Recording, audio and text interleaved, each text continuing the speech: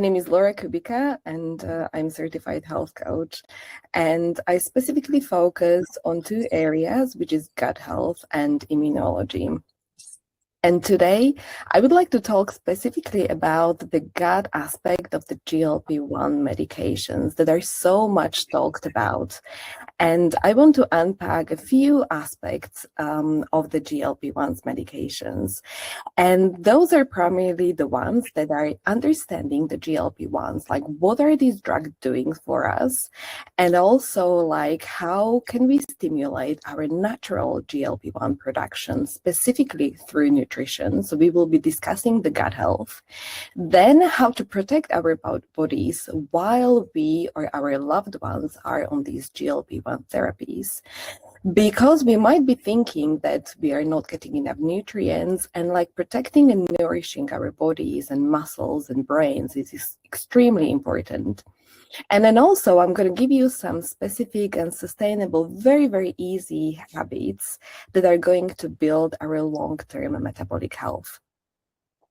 But before we dive into, I want to tell you a story about Liz. So Liz is in her late 40s, and forever as she can remember, she's struggling to lose weight. So she always tries many different protocols and nothing works. She loses weight and then she goes back and then the weight comes back in. And what is very concerning her is that she's constantly thinking about food. Where is she going to get it from? How good it is for her? Whether she can go out with her friends and have meals? How many macronutrients she's getting? And also like whether the food that she's eating is good for her or whether she's going to gain weight from it. And just by miracle, one day, she discovers Wegovys and Manjaros, and literally overnight, her hunger stops. And what seemed like a battle for years is now a victory for her, because within weeks, the fat that was so stubborn and she couldn't lose melts away.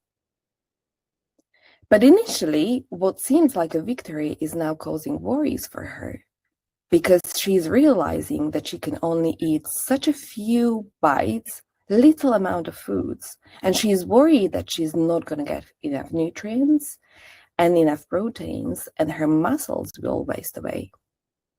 And because we know that GLP-1s are in fact like causing us to stop eating that much, and we can only eat small amounts of foods, getting enough nutrients for our bodies is growing concern far too few people are talking about.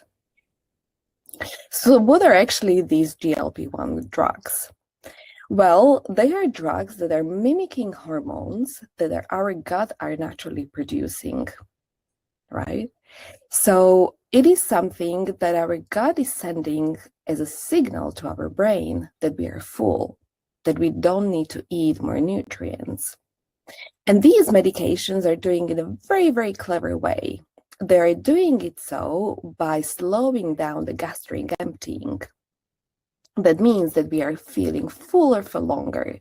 So the natural signal that our gut is sending to our brain after we've eaten a meal is now multiplied so much more, and it's so much louder that it literally switches off the need to eat.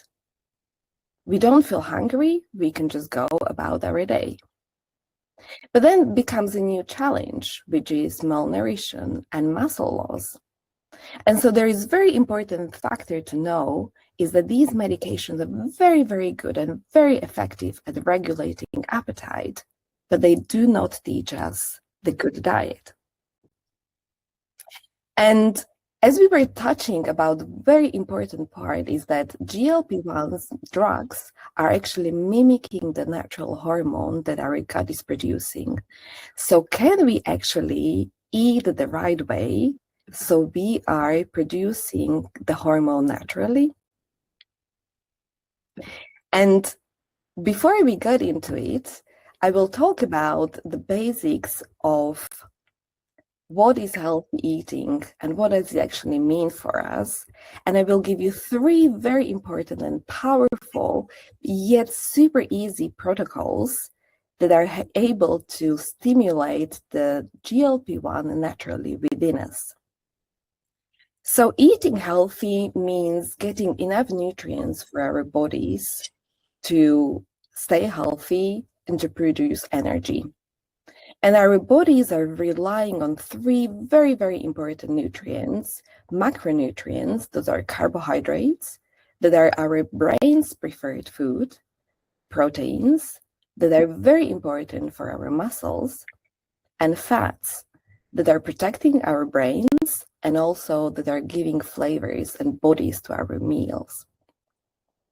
And true metabolic efficiency comes when all of these macronutrients are delivered together in a balanced way, and very importantly, when they are delivered in a wholesome way. That means that when we are eating whole foods, but importantly, when we are eating whole foods whole. And what does it mean? Have you ever remembered that when your parents were preparing food for you, you started to salivate, you were just so hungry, your tummy was rumbling, and you were like, can I have a snack? Can I have a snack? And your parents will tell you no, because you will ruin your appetite. Well, that process of like salivating and the tummy rumbling is very important physiological process of our pancreas releasing insulin in preparation for food. Second important aspect of eating the whole foods is that we have to chew our food. And by chewing our foods, it's not only slowing us down and it's proposing a mindful eating, but also is releasing very essential digestive enzymes through saliva that are helping us to break down the food and extract the really important nutrients from it. And the third, which is the most important, for me, the hero and the king of longevity nutrient and also fat loss nutrient, and that is fiber. It is the most important fat loss and longevity in nutrient that we can have. And yet it is so available for us in foods. Yet, therefore, we have the recommended guidelines of eating 25 to 30. But if you can amp that up and eat more than 30 grams a day, our bodies will feel really, really full. And we know that fiber is consistent in good sources, in foods that are available to us all year long, that are fairly sustainable and inexpensive. Think your legumes and apples and whole fruits and nuts and seeds, but also psyllium husks and cucumbers and leafy greens, radicchios and mushrooms. All those wonderful foods are full of fiber. And what is actually fiber doing to us? Well, 2 important things. Fiber is actually a type of complex carbohydrate. The type of complex carbohydrate means that it cannot be fully digested. So fiber is only partially digested, but the left of it is creating bulk in our stomachs.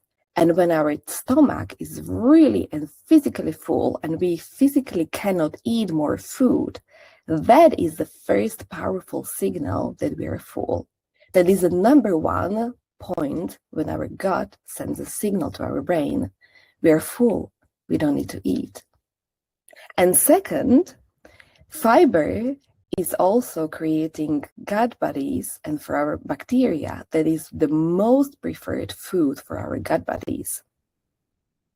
But what happens is that when we are eating all of these wonderful vegetables and broccolis and cauliflowers and cabbages, many people just jump right in and they start to eat 3 heads of broccolis, and then they feel bloated and very uncomfortable.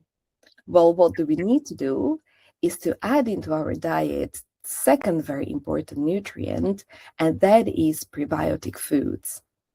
So think about your kefirs and your yogurt and kimchis and sauerkrauts, and also fermented beans such as tempeh. All of these contain bacteria that are helping to break down the fiber in our gut. And as they are breaking down and literally eating the fiber in our gut, they are producing short-chain fatty acids and specifically butyrate, acetate, and propionate. And I promise there will be no test after this. But what is important that these ones are yet again sending signals to our brain that we are full. So eating fiber is number one, sending very important signal because it's creating full and bulk in our stomach that we are full. An hour to hour and a half later, as the fiber is digested in our gut, it's sending signals to L cells in our small intestines, and they are yet again sending signal to our brain. More nutrients are coming. We don't need to eat. And so just like that, eating fibrous amounts of food, it's like little crackles that keep firing. And we get more and more nutrients naturally from foods to our brain, because the brain is the controlling mechanism. The brain decides when to eat, and the brain listens to the signals from our gut. And now we have like all of these like wonderful like GLP-1 packed compounds, fibrous and prebiotic foods as well. And the third one, which is very, very important, is to lock the hunger in place. And we do that by eating protein. And that is very, very true. The protein is the building block for our muscles. The more protein we eat, the more insulin receptors we have. And by having insulin receptors, that means that the glucose that we are eating from our food gets delivered to our cells and converted into energy. So the more muscle we have, the more energetic we feel, the more we can sustain the hunger and go about our day and do the hunting and the gathering and the eating and the living and the working and enjoying our lives with fairly small amounts of food. And the protein is very abundant in plants and also in lean and good quality animal proteins. So when it comes to plants, it's in legumes. So think your beans and chickpeas and lentils and soybeans, but also nuts and seeds, and good quality animal proteins such as yogurts and cheeses, lean meats such as poultry, but also fish and eggs. But all that protein is not going to do anything for us until we exercise and we lift weights. We really, really need to put strain on our muscles in order to grow them. So with fiber, with protein, and with doing some weight exercise, and this is specifically important as we age, just to start where we are, lift up any, like few bottles at home, do whatever you can, but just like putting some strain on the muscles, at least 3 to 4 times a week, whatever you can do, but just building the muscle, which is really important for metabolic health. And there we have it. So like 3 very important nutrients that are going to sustain our healthy eating habits. And the very key is to start very simple and very small. So building our plates around whole foods, that is thinking about whole fruits, whole vegetables, and whole foods overall, and also adding protein to it and some muscle exercise. And what is really fascinating and so good for us is that over time, our gut microbiome is starting to crave foods, the very foods that are so important to sustain it. So all of a sudden, our gut bodies are sending signal to our brains, we are hungry, but we are hungry for the right foods. We are hungry for the vegetables, for the fruits, because that is containing the bacteria that our gut bodies want to eat. And when they are hungry, they're sending very loud signals to our brain. Feed me, but feed me the right foods. And just like that, healthy eating can transform from a cognitive battle and cognitive overload into healthy eating habits that are sustainable and that are very much promoting something that is already within us. So healthy eating, good for GLP-1s production, good for sustainability, and also for lasting muscle building and weight loss. Thank you very much. We spent approximately 20 minutes now.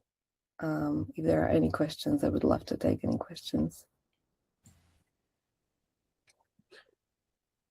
Sure. I have just a couple questions, but what do you see as the major roadblocks to people's protein intake? Is it their taste, or is it more something in the GLP-1s that just doesn't make them crave as much protein as they used to want? Yes, and that is a very, very good question, because it is the small amounts of foods that we are able to eat now that we are on these medications. So the very important thing is to make it very consciously that like every single bite needs to be built with lots of nutrient densities. So there is basically no space for empty calories, which is important as we are thinking about the types of foods that we are eating. And already we know that many of us are not eating enough of the right foods. So now that we only have certain amount of bites that we can physically eat, because all of a sudden, if we started to eat like beyond the point of fullness, it can become very uncomfortable.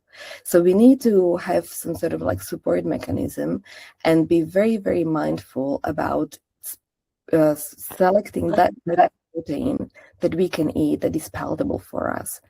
And the good news is that there are lots of options to choose from. We can start with plants that are very easy on our stomach, that don't require that much of a overload to digest it, because some of our digestion can be quite sensitive. And so it can be sometimes difficult to break down heavy protein meals. But like starting with small amounts, usually building it around seeds and nuts and legumes is a good starting point, and adding small amounts of protein into it. What is also very interesting and important to note is that plants, only few of them, like quinoa, contain complete protein. But what we can do is that we can pair, for example, whole grains such as spelt or buckwheat with some grains, and all of a sudden we are getting more amino profiles into our diet, and we are creating whole protein and complex proteins, again, that is fairly easy to digest. And then we can pick different types of animal protein if we want to eat it, and if we can eat it, that is the easiest digested for us. So starting with some fish or with poultry, which is typically quite lean, or with small amounts of eggs, and like starting slowly and adding those into the diets. And here I would like to stress is that many people, 9 out of 10 people, are, when they're on these medications, they're unfortunately flying blind. So they don't have enough support system around them. And the support system is not only psychological and financial, but very, very important is dietary. So therefore, I work with a lot of clinicians to create that sustainable habits and really handhold people when they are on these medications, so they're eating the right amount of foods that are doing good for them and they're sustainable for them. Oh, great. Do you see any differences in your clients or in yourself in different GLP-1s as far as reducing the amount of cravings or tastes for certain foods? For example, I've just finished a retatrutide cycle, and now instead of continuing to microdose retatrutide, I've decided to try tirzepatide. in a smaller dose because I've already lost 40 pounds on retatrutide, so I'm down to my ideal weight and ready for triathlon training, which is what I do for a hobby. So, but I've noticed with tirzepatide, even though it's a GLP-1, you know, it does hit 2 receptors instead of 3, like retatrutide. But the differences scientifically with retatrutide seem to be more visceral fat targeting, not necessarily on the different GLP-1 receptor. However, it is a different compound, and I've noticed just a different feeling with it. I don't, my hunger is suppressed, but I can still, I think I can get down more protein on tirzepatide than I could on retatrutide. Retatrutide, I was having trouble getting 150 grams of protein a day. It just didn't appeal to me. So, and protein powder got a little boring after a couple of weeks. Yes, and that's so true. And yes, we definitely see this because they're all fat loss and brain drugs, but they're also like licensed for different outcomes. And so some of them are specifically for type 2 diabetes, and the other ones are also very powerful and much stronger in suppressing hunger as such. And so the fat loss will be definitely higher. So in that case, it's very personalized, and my recommendation is to try with the different types of doses and like see what specific response the body is having. So like if tirzepatide is causing more fat loss because we cannot eat more, then different types of drugs and compounds with different doses can have completely, again, like different responses. So this is where the personalized approach works really, really well.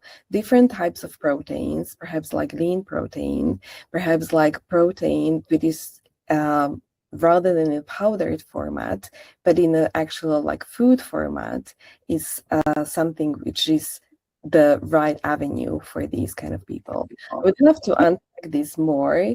And what I, for example, do is that I have my clients do a diary. And it could be in a traditional way, it could be with MyFitnessPal or any kind of apps that we are using.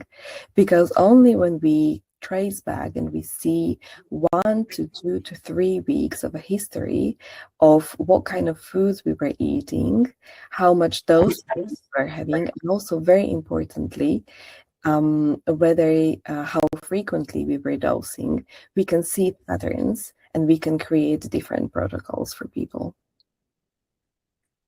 Cool, that makes sense. Then another question. What other types of peptides do you recommend, pairing with the GLP-1s? That is a very, very good one. Although, like, peptides is not something that I typically, like come across with in my practice, because I tend to focus on foods primarily. But what peptides are most important for you, or like the most exciting for you that you would like to try?